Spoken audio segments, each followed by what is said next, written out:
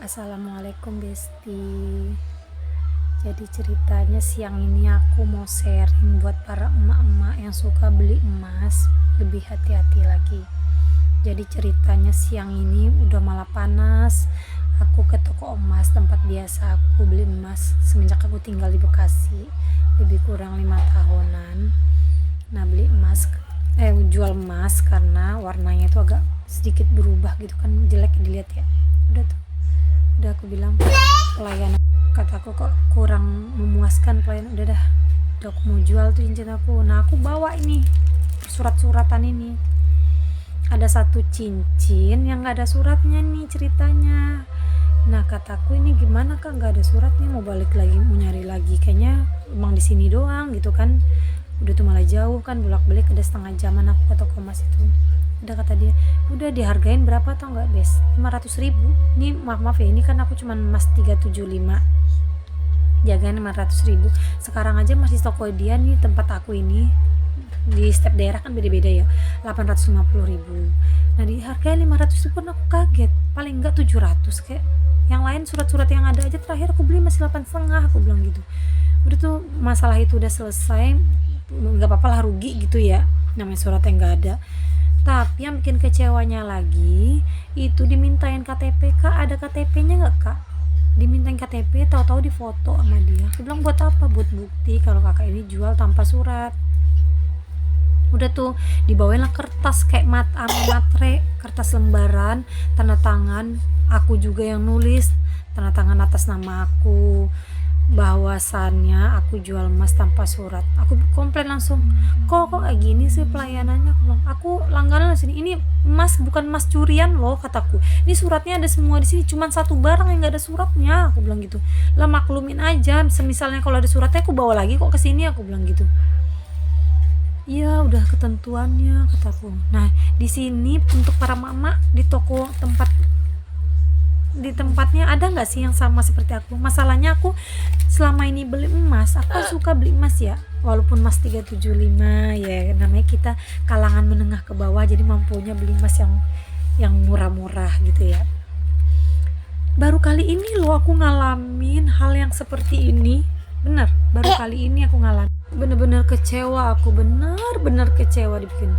Saking keselnya aku jual semua, kan aku bawa cincin 4 ya, yang gak ada surat cuma satu, aku balikin semua. Ini kak udah jual aja, saya kecewa, bener-bener kecewa. Menurut dia sih hilang satu customer sih nggak masalah menurut dia ya, masih banyak yang lain customer, tapi jangan salah, kalau udah mengecewakan hati seseorang, apalagi hati manusia ya, ada aja balesannya. Bener deh, aku bener-bener kecewa. Ketimbang 1.300.000 lah tadi, aku ingat banget, cuman harga 1.300.000 sampai dibikinin matrai 6.000 lo, coba bayangin. Di foto kataku, ini kan KTP ngeri ya, namanya KTP kan ngeri kalau di foto-foto. Aman nggak nih kataku ya, karena aku selama ini beli toko emas, aku biasanya di langganan aku di Jakarta nggak pernah lo kayak gini ya. Kalau emang nggak ada suratnya udah dijual, harga sekarang berapa udah diturunin sedikit, yang penting dia mau jual lagi ada untungnya. Begitu nggak konsepnya kalau orang jualan?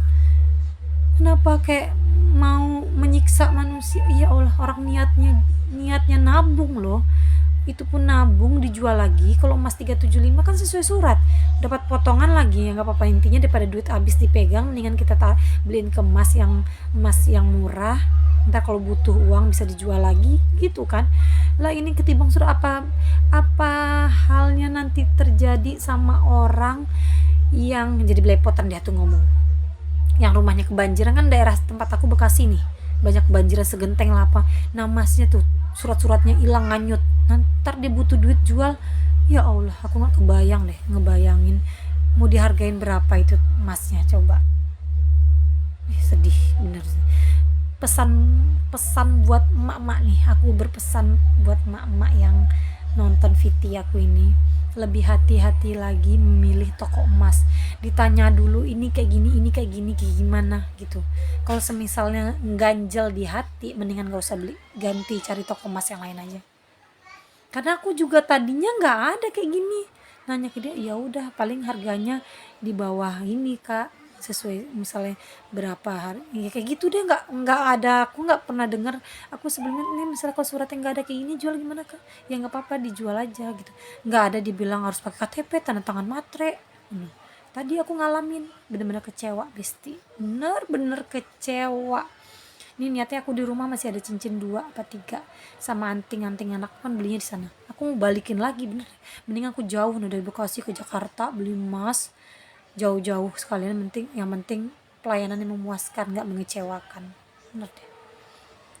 Buat toko Singgalang tuh the best. Itu langganan aku dari 2011.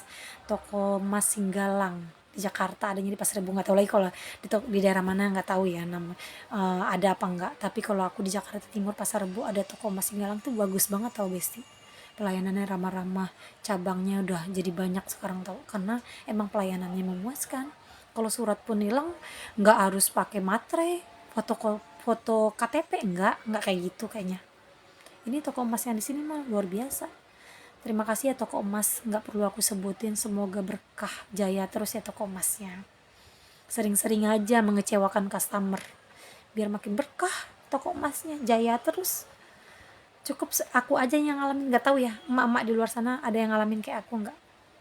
Ya udah cukup sekian ya Besti, terima kasih.